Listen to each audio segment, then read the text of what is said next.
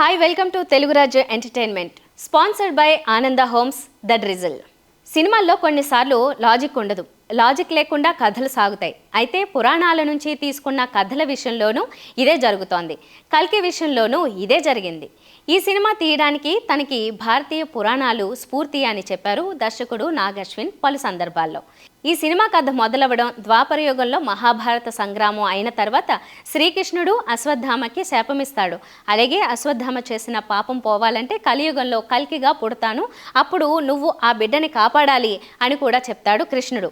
ఇక కథ కలియుగంకి వస్తుంది. దీపికా పదుకునే గర్భంలో పెరుగుతున్న బిడ్డ కల్కి అవతారమని అశ్వత్థామ ఆ బిడ్డని కాపాడడానికి సర్వ ప్రయత్నం చేస్తూ ఉంటాడు. చివర్లో విలన్స్ పై చేయిగా అనిపించినప్పుడు భైరవ పాత్రలో ఉన్న ప్రభాస్ని కర్ణుడిగా చూపించి అశ్వత్థామకి సహాయం చేయడానికి వస్తాడు. అదే సమయంలో కురుక్షేత్ర యుద్ధంలో కర్ణుడితో యుద్ధం చేస్తున్న అర్జునుడు కర్ణుడు ధాటికి తట్టుకోలేక అతని రథం కొంచెం వెనక్కి వెళ్తుంది. ఎందుకంటే కర్ణుడి ప్రభావం తట్టుకోలేక అర్జునుడు వెనకడుగు వేసినట్టుగా చూపిస్తారు. ఈ సినిమా చూసి బయటికి వచ్చిన ప్రేక్షకులకి మాత్రం ఇది మింగుడు పడడం లేదు. ఎందుకంటే కర్ణుడు అశ్వత్థామ ఎక్కడ స్నేహం కలిపారు, ఏ భారతంలో చెప్పారు? అలాగే అర్జునుడిపై కర్ణుడిని గొప్ప వీరుడిగా చూపించారు.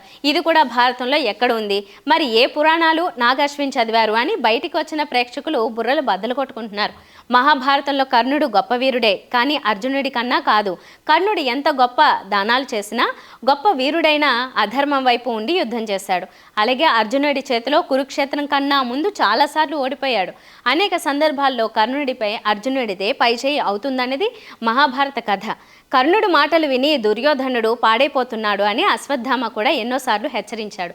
అందువలన అశ్వత్థామకి కర్ణుడికి స్నేహం ఎక్కడా ఉన్నట్టుగా భారతంలో లేదు. అశ్వత్థామకి పాండవులపై కోపం ఎప్పుడు వచ్చిందంటే తన తండ్రి ద్రోణాచార్యుడిని అన్యాయంగా చంపారని అతను భావించాడు.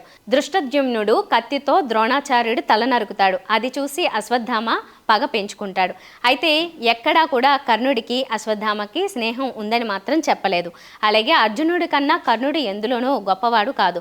అర్జునుడిపై కర్ణుడిని ధీరోదాత్తముగా చూపించడం ప్రేక్షకులకి ఒక పట్టాన మింగుడు పడ్డం లేదు. Please do subscribe to Telugu Rajyam channel. Please do subscribe to Telugu Rajyam channel. Please do subscribe to Telugu Rajyam channel. Hi అండి, నేను మీ ఆర్పీని, నెల్లూరు పెద్దారెడ్డి చేపల పులుసు ఓనర్ని.